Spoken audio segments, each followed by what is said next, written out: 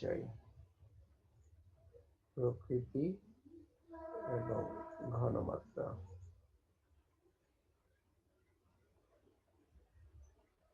কিন্তু যদি সমান না হয়, যেমন 80 ml m/5 সালফিউরিক অ্যাসিড আর হচ্ছে 100 ml m/10 সোডিয়াম হাইড্রোক্সাইড,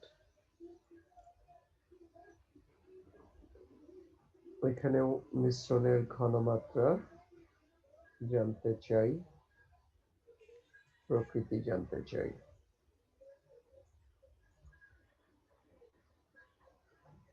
আচ্ছা, তাহলে এই তিনটা অঙ্ক একটু করার চেষ্টা করো, তারপরে আমরা বাকি অঙ্কগুলো করব। মোটামুটি 3 মিনিট সময় দিচ্ছি, এর মধ্যে যেটা হয় সেটা রেডি করো, তারপর উত্তর মিলিয়ে দেখবো।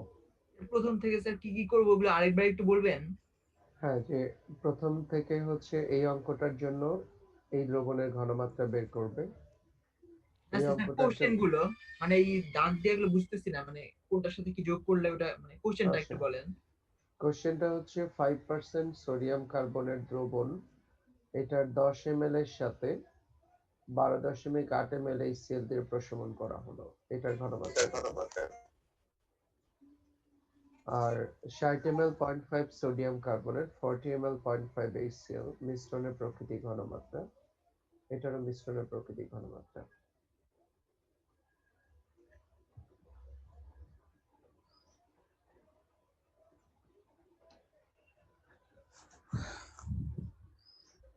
ট্রাই করি যতটুকু পারা যায় গত দিনের অভিজ্ঞতায়, আর না হলে আমরা সমাধানটা দিব।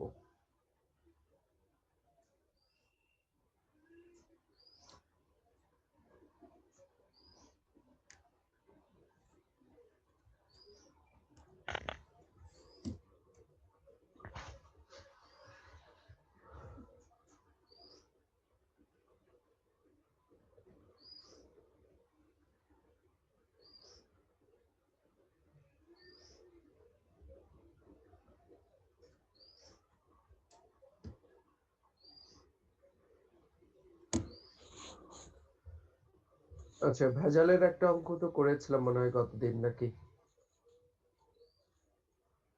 জি স্যার। জি স্যার। ভেজাল ভেজাল করিয়েছিলাম আর কি। ওকে, ঠিক আছে, সমস্যা নেই।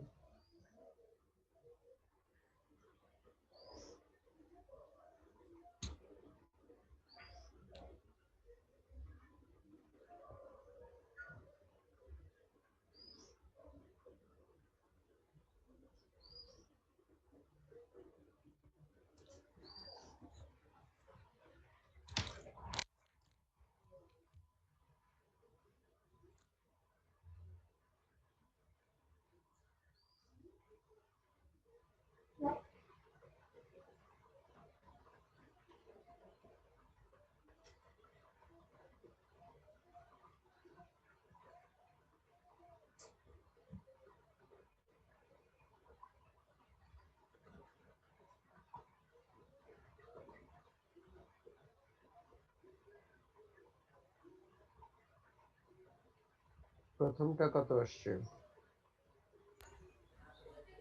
0.73। 0.73 মোলার। স্যার 0.74। ওকে, ঠিক আছে। দ্বিতীয়টা?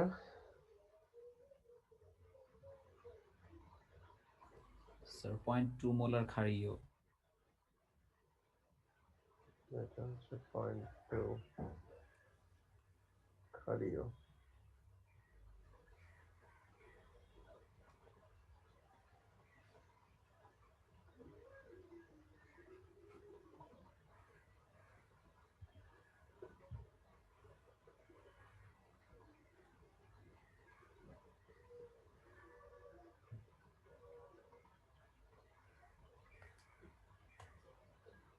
সি নাম্বারটা?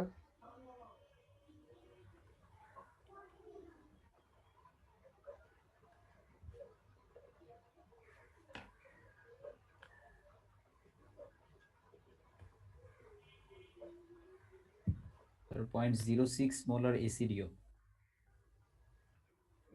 অম্লীয় 0.6 স্যার 0.06। 0.6। ওকে, তাহলে তিনটা অঙ্কের সমাধান দেখাতে হবে নাকি পারবো? প্রয়োজন হলে বলবে, করে দিব, না হলে যদি পারি তাহলে। স্যার করা দিন স্যার। আচ্ছা, প্রথম অঙ্কটায় 5% সোডিয়াম কার্বনেট, এটার ঘনমাত্রাটা বের করে নিতে হবে। 1000 W divided by M into V, কত আসছে? স্যার 0.47। 0.47। তারপর সোডিয়াম কার্বনেট ক্ষারীয় HCl এর সাথে বিক্রিয়া করলে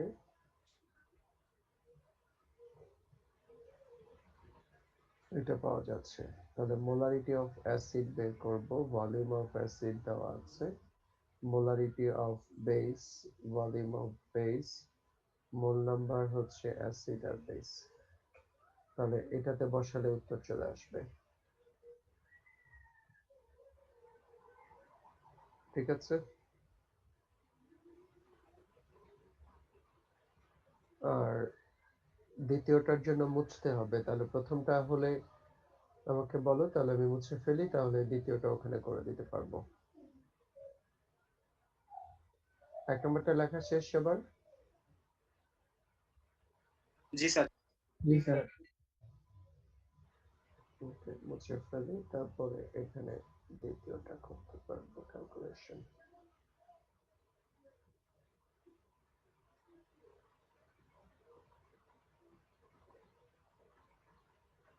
আচ্ছা, তাহলে এখানে ঘনমাত্রাটা সমান ছিল, একটা প্লাস পয়েন্ট, যে ঘনমাত্রা সমান থাকলে একটা ধাপ কমে যায়।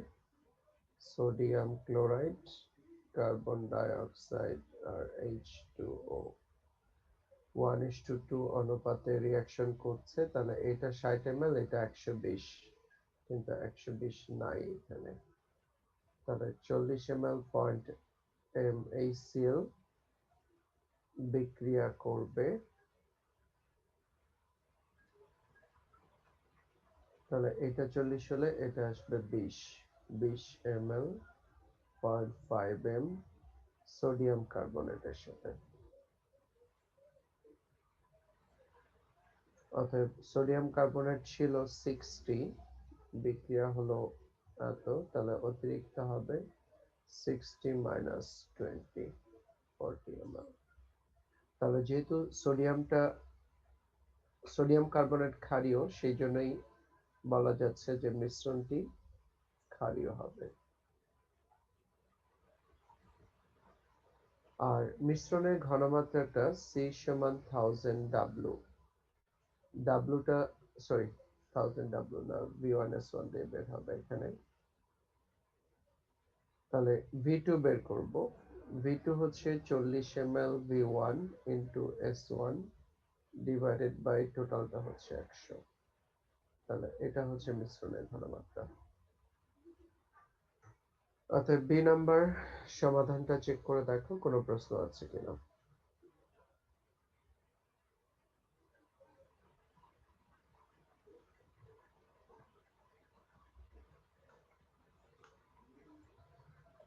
আছে প্রবলেম? বি?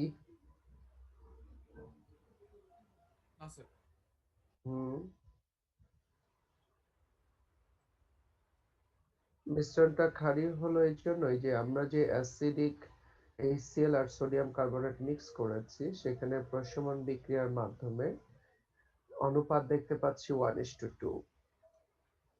অনুপাত 1:2, যেহেতু তাদের ঘনমাত্রা সমান, সেই জন্য যতটুকু HCl বিক্রিয়া করবে তার অর্ধেক লাগবে সোডিয়াম কার্বনেট। তাহলে সোডিয়াম কার্বনেট ছিল 60, প্রশমন হলো 20, তাহলে অতিরিক্ত থাকবে 40। তাহলে মিশ্রণটা হচ্ছে ক্ষারীয়। অতিরিক্ত যেটা থাকবে তার প্রকৃতিটাই হচ্ছে মিশ্রণের প্রকৃতি। হ্যাঁ বলো, 123 মুনতাসির।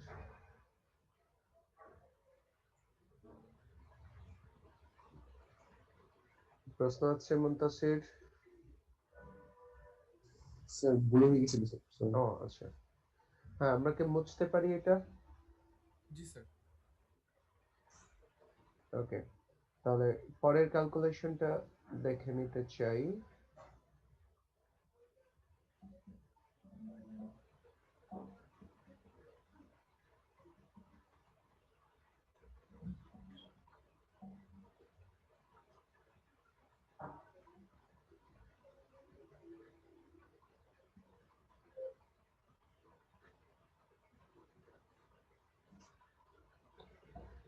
সালফিউরিক অ্যাসিড এটা ঘনমাত্রা আর সোডিয়াম হাইড্রোক্সাইডের ঘনমাত্রা সমান নয়। ঘনমাত্রা সমান না হলে প্রথম কাজ ঘনমাত্রাটা সমান করে নেব। তাহলে 100 ml m/10 sodium hydroxide 10 ml sodium hydroxide, sulphuric acid sodium hydroxide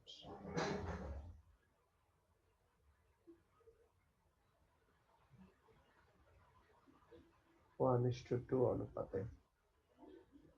তাহলে এই অনুপাতে যদি বিক্রিয়া হয় তাতে দেখা যাচ্ছে যে এটা আছে 16, তাহলে এটা লাগবে 32, তাহলে এটা সেই পরিমাণ নাই।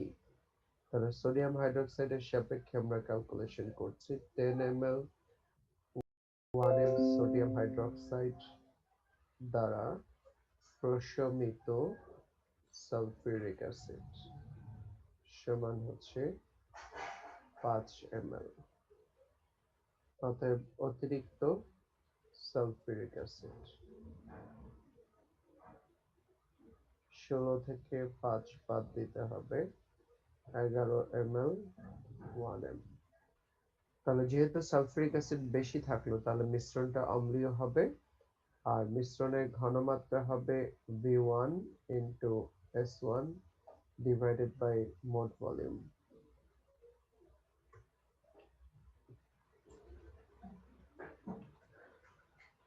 ঠিক আছে কিনা? জি স্যার। আচ্ছা, সেই ক্ষেত্রে আমরা হ্যাঁ বলো। স্যার সি নং ম্যাথটা যে ছিল সেখানে স্যার আমরা মূল সংখ্যাটা বের করে কি করতে পারতাম না? মূল সংখ্যার অনুপাত দিয়ে হ্যাঁ করতে পারবে। ঠিক আছে, মূল অনুপাত দিয়ে এত মূল বেশি আছে সেটা দিয়েও করা যাবে, সমস্যা নেই। স্যার হুম, এখানে 80 ml থেকে 16 ml টা কিভাবে আসলো, আর 100 ml থেকে 10 ml না 160? এটা হচ্ছে V1 into S1 সমান V2 into S2।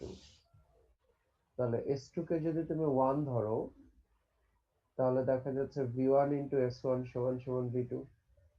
তাহলে 80 আর 1/5 16, ঠিক আছে স্যার। 100 1/10 10।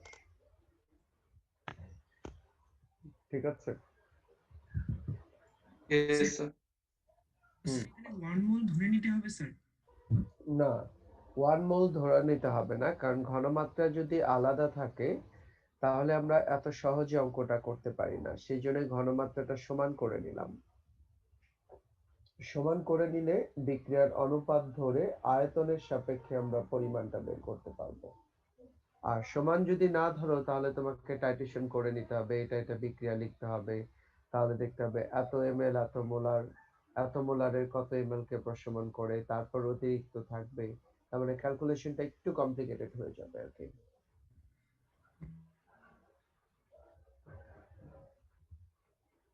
ওকে, আর কিছু?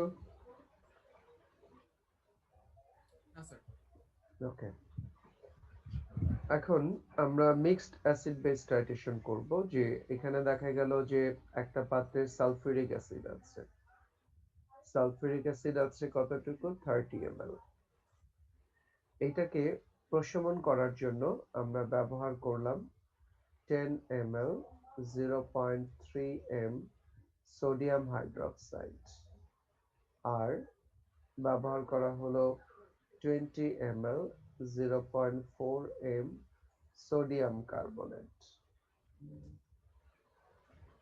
খেয়াল করে দেখো যে এই পর্যন্ত যে অঙ্কগুলো করলাম প্রশমনের, সব জায়গায় একটা অ্যাসিড একটা বেস দিয়ে প্রশমন করা হয়েছিল, কিন্তু এখানে একটা অ্যাসিড দ্রবণ প্রশমনের জন্য ব্যবহার করা হয়েছে যে দুইটা ক্ষারীয় উপাদান।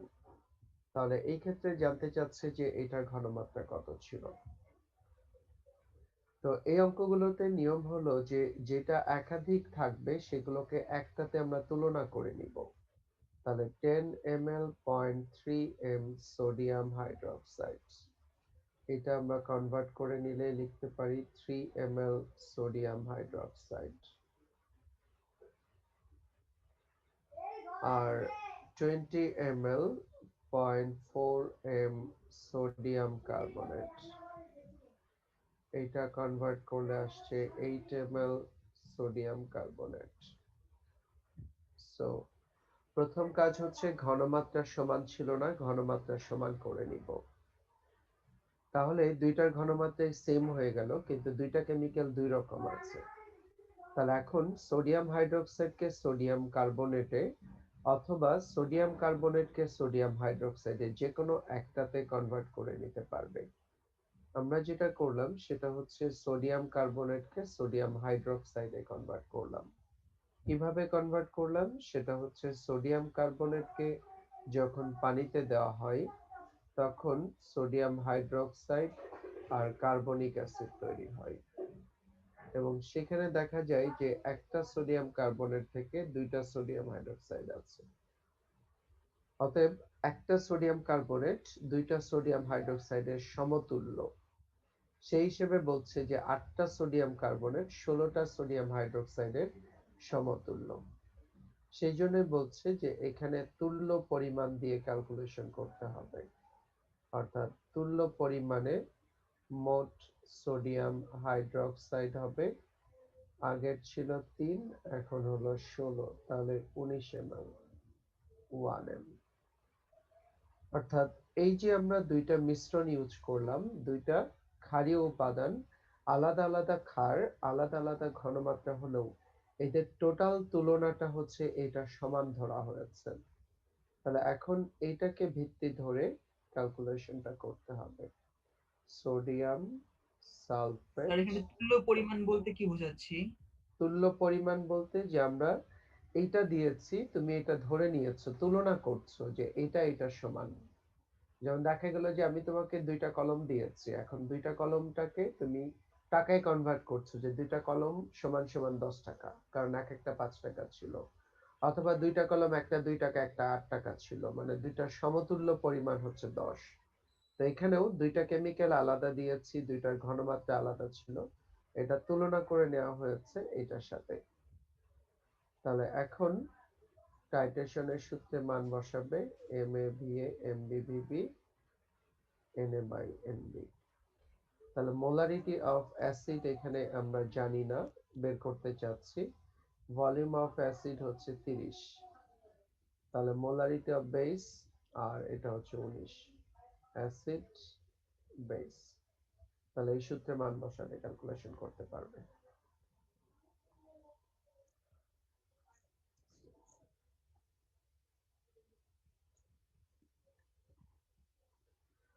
অতএব এই অঙ্কটা ভালোভাবে চিন্তা করে নেই, তারপরে এরকম একটা অঙ্ক করতে দেই, এরপরে তুমি পরের উদাহরণে যেতে পারো। সো পুরোটা চিন্তা করে দেখো, যদি বলো যে বুঝছি, মুছে ফেলতে পারি, তাহলে আমি পরের অঙ্কটা শুরু করব। স্যার আমি যদি সোডিয়াম হাইড্রোক্সাইডকে হচ্ছে সোডিয়াম কার্বনেটে রূপান্তর করতাম তখন কি করতাম? তখন কি হাফ দিয়ে গুণ করতাম? অর্ধেক। আচ্ছা আচ্ছা। ওকে,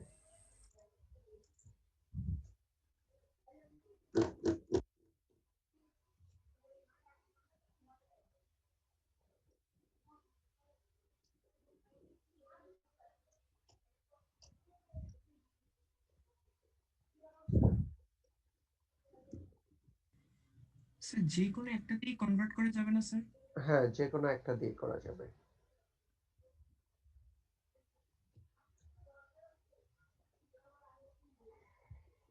স্যার দুইটা কি একই ধাতুর, মানে কেমিক্যাল গুলাকে একই ধাতুর হতে হবে? একই ধাতব মৌলের ইম্পর্টেন্ট না, কারণ আমরা জানি যে সোডিয়াম হাইড্রোক্সাইডের মেইন পরিচয় কিন্তু হাইড্রক্সিল দিয়ে। আমরা কিন্তু হাইড্রক্সিল সংখ্যার বিবেচনায় কিন্তু চিন্তা করতে পারি যে ওর 1 মোল হাইড্রক্সিল 2 মোল হাইড্রক্সিল, সো এটা হচ্ছে 1:2 রেশিও, ওভাবে আমরা চিন্তা করতে পারি।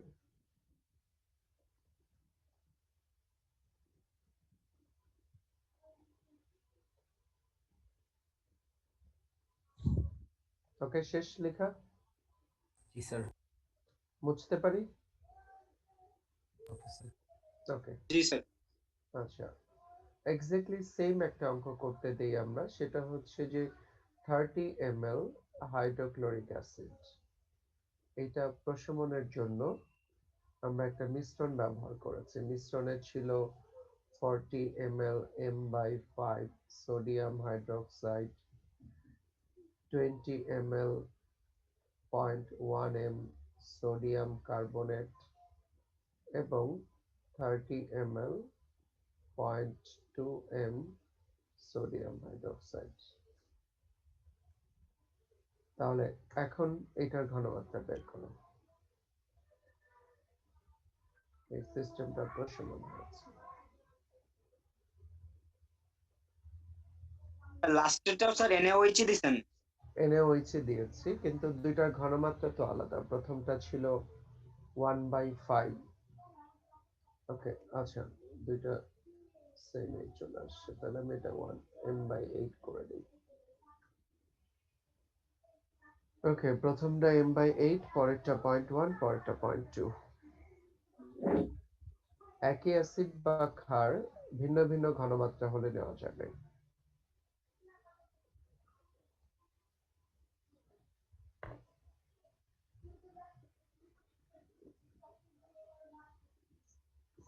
ওকে, ক্যালকুলেশনটা করো, আমি এই সময় অ্যাটেন্ডেন্সের কাজটা শেষ করে ফেলি।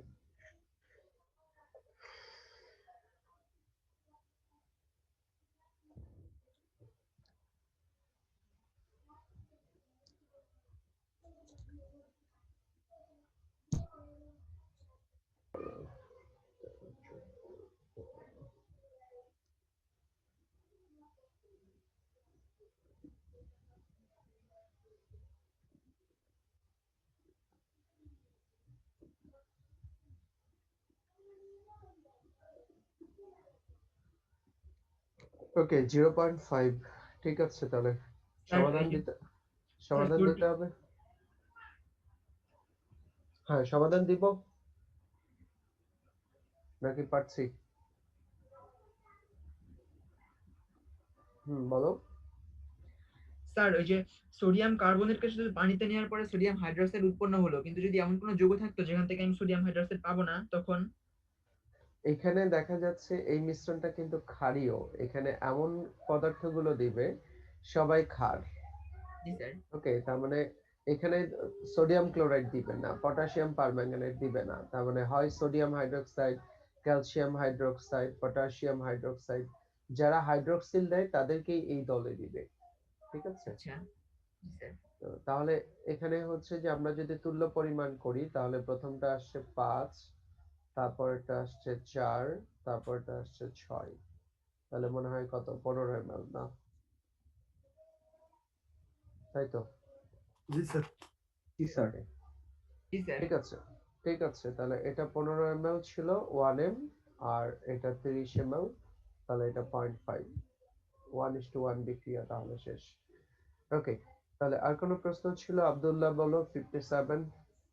স্যার অ্যাসিডেও কি এরকম মিশ্রণ দিতে পারবে? অ্যাসিডেও, হ্যাঁ আমি যাচ্ছি, অ্যাসিডের একটা এক্সাম্পল করাচ্ছি। সো অ্যাসিডের এক্সাম্পলটা আমরা প্রথমে তোমাদেরকেই করতে দেই যে 25 ml সোডিয়াম কার্বনেট, এটার বিপরীতে আমরা যদি একটা মিশ্রণ নেই, যেমন হচ্ছে 60 ml M/6 sulphuric acid, 10 ml 0.5 m HCl এবং 20 ml 0.4 m, এখানে আমরা দিচ্ছি HCl এ দিলাম আবার। তাহলে এই মিশ্রণটা প্রশমন হলো। তাহলে এটাও তোমরাই পারবে, করে ফেলো এটা। একই নিয়মের। এরপর আমরা মিলিয়ে নিচ্ছি। আগে যেমন ক্ষারের সাপেক্ষে করেছো, এখন সবগুলো অ্যাসিডটাকে একই ঘনমাত্রার একটা অ্যাসিডে কনভার্ট করে নাও, তারপর আগের নিয়মেই বের করে নাও ঘনমাত্রা। স্যার এসিডীয় দ্রবণে যদি এমন কোনো উপাদান দেওয়া হয় স্যার যা H+ আয়ন দিবে না, কিন্তু স্যার ওটা যোগ করা হলে তো স্যার মোট আয়তনটা বেড়ে যাবে, তখন কি স্যার নতুন করে ঘনমাত্রা বের করতে হবে? একটা অঙ্ক আছে, করাচ্ছি একটু পরে, আরো 2টা অঙ্ক করাবো। Okay sir 0.66 m। 0.66, ওকে। বাকিদের জন্য একটু অপেক্ষা করি।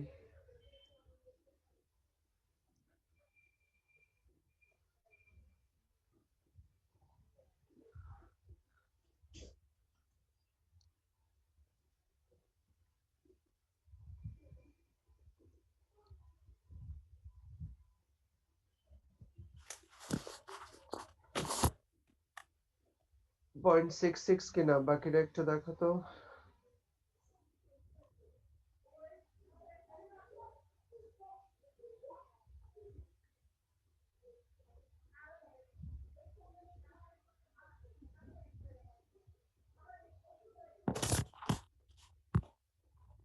জি স্যার, পয়েন্ট জি স্যার 0.66।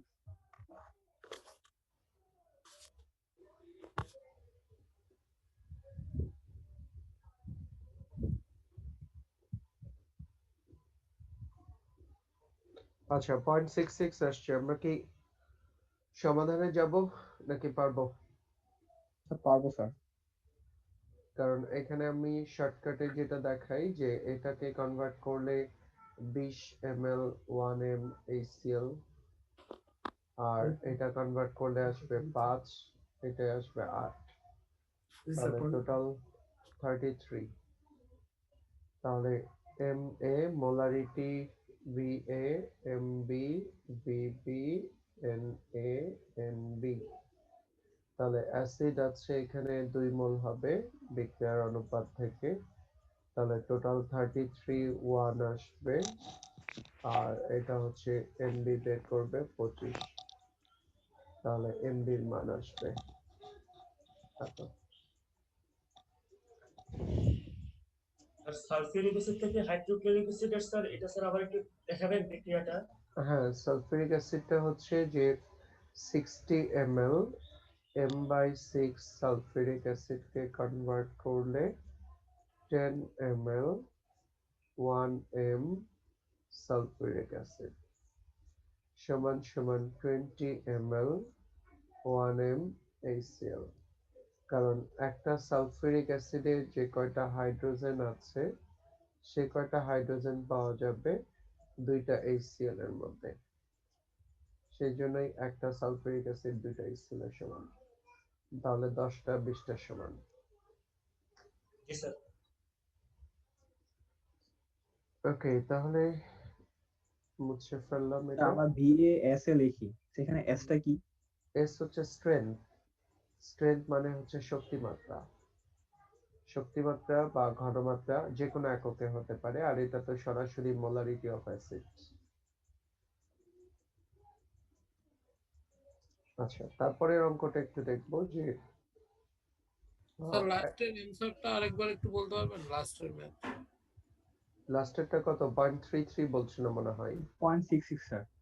0.66, ওকে 60। ওকে, তাহলে আমরা পরের ক্যালকুলেশনটাই একটু যেতে চাই। এটা মুছে ফেলি। ওকে, তাহলে পরেরটাই এখানে হচ্ছে যে 2.5 গ্রাম জিঙ্ক, এইটাকে HCl এর মধ্যে আমরা দিয়ে দিলাম 200 ml HCl, এবং এটার সাথে আরো 15 ml 0.4 m সোডিয়াম কার্বনেট দেওয়া হলো। দেওয়ার পর এটা প্রশমন করা হলো, তার মানে আলটিমেটলি এটা প্রশমন হয়ে গেছে এটা দিয়ে এবং এটা দিয়ে। তাহলে আমাদের প্রশ্ন ছিল যেটা যে এই দ্রবণের ঘনমাত্রাটা কত।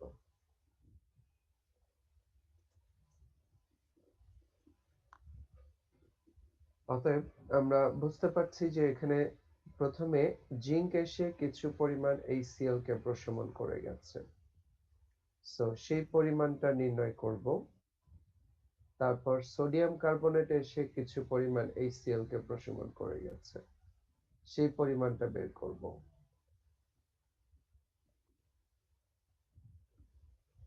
তাহলে এইটা যেটা প্রশমিত করলো আর ও যেটা প্রশমন করলো এই পুরোটাই কিন্তু 200 ml এর মধ্যে আছে, সেটা দিয়ে আমরা ঘনমাত্রাটা বের করব। তাহলে প্রথমে আমরা ঐকিক নিয়মে দেখছি যে 65.4 গ্রাম জিঙ্ক প্রশমন করে 2 ইন্টু এত গ্রাম HCl কে, অতএব 2.5 গ্রাম প্রশমন করবে কতকে। আর এখানেও আমরা বিক্রিয়া অনুপাত দেখতে পাচ্ছি 1:2, তাহলে বোঝা যাচ্ছে যে 15 ml 0.4 m সোডিয়াম কার্বনেট দ্বারা প্রশমিত HCl হবে কতটুকু, 30 ml 0.4 m। তাহলে এটার ভ্যালু কত আসে যাদের ক্যালকুলেটর আছে? স্যার 2.79। 2.79। আচ্ছা, তাহলে 15 ml প্রশমিত করবে 30 ml কে, তাহলে এই পরিমাণটাকে যদি আমরা ভরে কনভার্ট করি তাহলে আমরা জানি যে C সমান 1000 W বাই mv, তাহলে W সমান CMV বাই 1000। তাহলে ঘনমাত্রা হচ্ছে 0.4, আণবিক ভর হচ্ছে HCl 36.5 ইন্টু আয়তন হচ্ছে 30 ডিভাইডেড বাই 1000।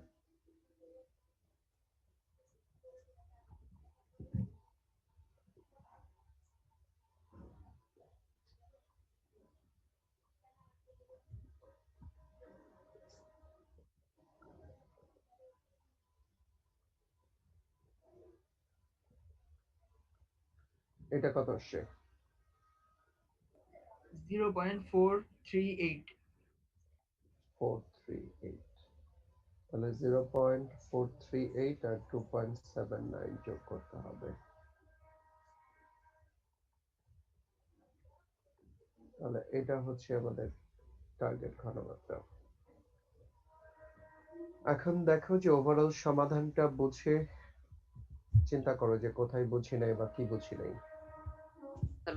লাস্টের পার্টটা স্যার একটু। হ্যাঁ, যে এখানে খেয়াল করে দেখো যে প্রথমে বলা হলো যে তুমি HCl নিয়েছো কিন্তু ঘনমাত্রা কতটুকু জানো না, আয়তনটা জানো। তাহলে এই HCl যেহেতু অ্যাসিড, এর মধ্যে একটা টুকরা জিঙ্ক যখন দিবে তখন জিঙ্ক কিন্তু কিছু HCl কে প্রশমন করবে। তাহলে জিঙ্ক কতটুকু প্রশমন করলো সেটা কিন্তু আমরা বের করলাম, সেটা হচ্ছে এতটুকু। তাহলে এতটুকু কোথায় ছিল? 200 এর মধ্যেই ছিল। আর এটা প্রশমন করলো কিছুটুকু, সেটা কতটুকু? সেটা হচ্ছে 0.438।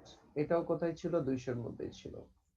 তাহলে 200 ml দ্রবণে HCl এর পরিমাণ 2.79 প্লাস 4.38, তাহলে 200 ml এ এতটুকু থাকলে ঘনমাত্রা কত সূত্র দিয়ে কিন্তু বের করতে পারবে।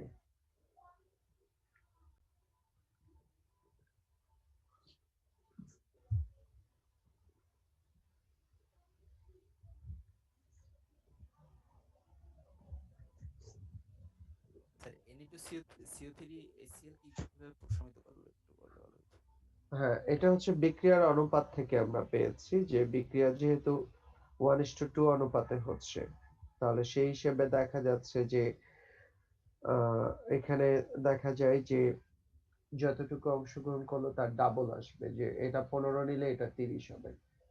তার মানে এটা 15 ml সোডিয়াম কার্বনেট দ্বারা প্রশমিত হচ্ছে 30 ml 0.4। এই 30 ml 0.4 কে আমরা ভরে কনভার্ট করেছি। জি স্যার।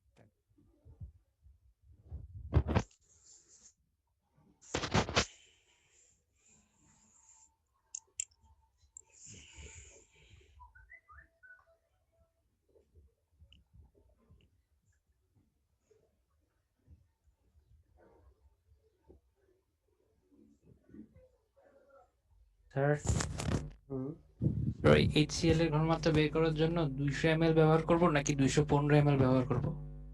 215 তো না, কারণ এই 200 ml HCl এর মধ্যে যতটুকু HCl ছিল তার সাপেক্ষে কি ঘনমাত্রা আসবে না? ওকে, আর এটা দিয়ে তো আমি প্রশমন করলাম, এটার মধ্যে যে পরিমাণ HCl ছিল তার কিছু অংশ এখান থেকে প্রশমিত হলো, কিছু অংশ এখান থেকে প্রশমিত হলো। ঠিক আচ্ছা আছে, স্যার। সবার লেখা শেষ বা ক্যালকুলেশনটা শেষ?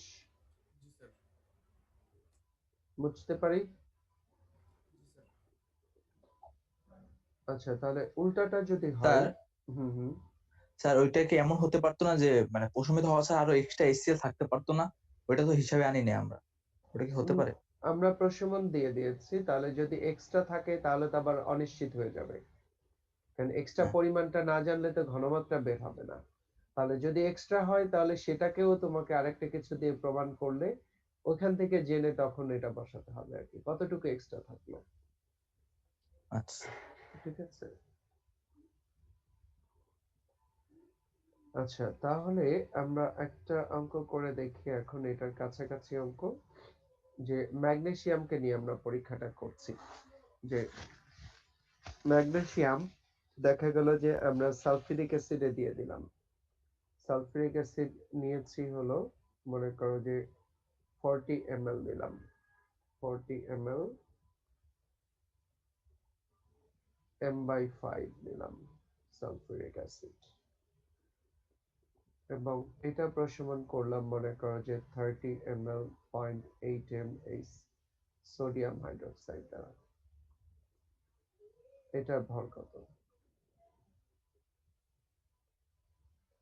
তাহলে আগেরটারই উল্টাটা, আগে এটা দেওয়া ছিল এটা নাই, এখন এটা আছে এটা নাই। তাহলে আমরা আগে দেখে নেই এটা দ্বারা প্রশমন করব, তার আগে এটার ঘনমাত্রা সমান করে নেই 20 ml 1 m সালফিউরিক অ্যাসিডের সমান, এটা কনভার্ট করে নিলে 24 ml 1 m সোডিয়াম হাইড্রোক্সাইডের সমান। তাহলে সালফিউরিক অ্যাসিড আর সোডিয়াম হাইড্রোক্সাইডের বিক্রিয়ার অনুপাত আমরা জানি, সোডিয়াম সালফেট তৈরি করে আর দুইটা পানি তৈরি করছে, অর্থাৎ 1:2। তাহলে 24 ml সোডিয়াম হাইড্রোক্সাইড যদি আমরা নিয়ে থাকি তাহলে এটা প্রশমন করবে সালফিউরিক অ্যাসিড 12 ml কে, কিন্তু সালফিউরিক অ্যাসিড থাকলো কত? 20। তাহলে আমরা বুঝতে পারছি যে অতিরিক্ত সালফিউরিক অ্যাসিড থেকে গেল 20 মাইনাস 12, তার মানে 8 ml 1 m। তাহলে এই যে অতিরিক্ত থাকলো এটা ম্যাগনেসিয়াম দ্বারা প্রশমন হয়েছিল। সালফিউরিক অ্যাসিড 40 ml m/5 লিখছিলেন না? হ্যাঁ, এটাকে তো আমরা কনভার্ট করে নিলাম 20 তে কনভার্ট করে নিলাম, এই যে হাফ 1 m হবে না, 1 m 1 m।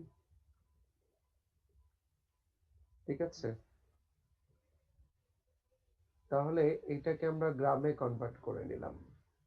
তাহলে এটার সাথে প্রশমন হওয়ার পর অতিরিক্ত যেটা থাকবে সেই অতিরিক্ত পরিমাণটা ম্যাগনেসিয়ামের সাথে গিয়ে বিক্রিয়া করছে, তাহলে ম্যাগনেসিয়াম সালফেট আর হাইড্রোজেন তৈরি করছে। তাহলে এখান থেকে বোঝা যাচ্ছে যে 98 গ্রাম সালফিউরিক অ্যাসিড বিক্রিয়া করে 24 গ্রাম ম্যাগনেসিয়ামের সাথে, অতএব এত গ্রাম বিক্রিয়া করবে কতর সাথে?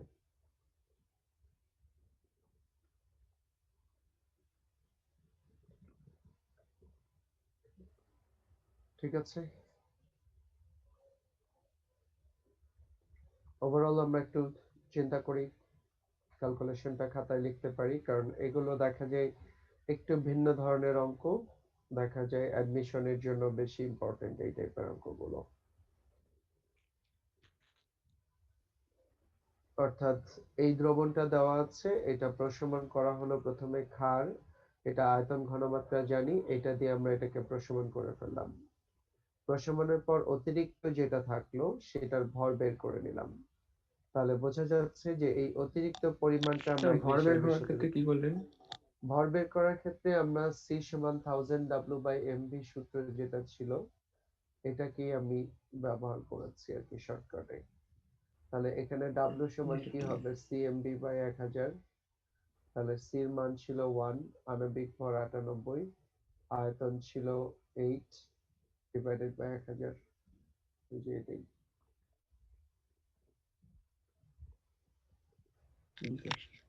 স্যার 40 কে 1/5 দ্বারা গুণ করলে 8 হয় না?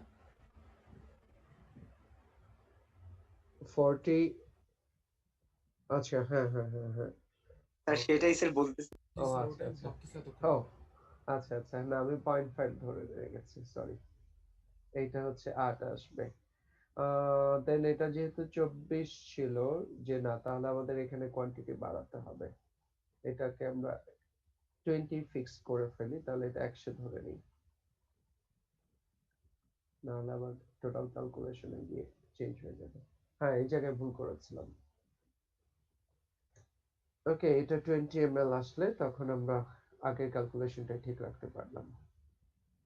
আর এটা তো অবশ্যই বেশি লাগবে, কারণ এটা প্রশমন করার পর অতিরিক্ত থাকতে হবে, কারণ এটা দিয়েই যদি প্রশমন হয় তাহলে তো ম্যাগনেসিয়ামের সাথে বিক্রিয়া করে মিশ্রণটা প্রশমন হবে না। জি স্যার। ঠিক আছে, তাহলে মোটামুটি ভাবে আমরা টাইট্রেশন কাকে বলে, টাইট্রেশন কিভাবে করা হয়, টাইট্রেশনের মাধ্যমে ঘনমাত্রা নির্ণয়ের বেশ কয়েকটা টাইপের অঙ্ক করলাম, এবং বাইরেও দেখা গিয়েছে যে গত ক্লাসে আমরা ভেজালের অঙ্ক করেছিলাম, যে ভেজাল থাকলে কিভাবে বিশুদ্ধতা বা ভেজালের পরিমাণগুলো বের করা যায়। তো মোটামুটি বলা যায় যে টাইট্রেশন থেকে এই টাইপের অঙ্কগুলোই পড়তে হবে। আগামী ক্লাসে তাহলে আমরা নির্দেশকটা পড়াবো, যে টাইট্রেশনের জন্য খুবই গুরুত্বপূর্ণ অংশ হচ্ছে নির্দেশক, কারণ বিভিন্ন ধরনের নির্দেশক আছে, বিভিন্ন বিক্রিয়ায় বিভিন্ন নির্দেশক ব্যবহার করা হয়, যেখানে তারা বর্ণ পরিবর্তনের মাধ্যমে দ্রবণের প্রকৃতিটা নির্দেশ করে। তো আগামী ক্লাসে তাহলে আমরা ওইটা পড়ি। আজকে এই পর্যন্তই। তাহলে আর কোনো প্রশ্ন ছিল?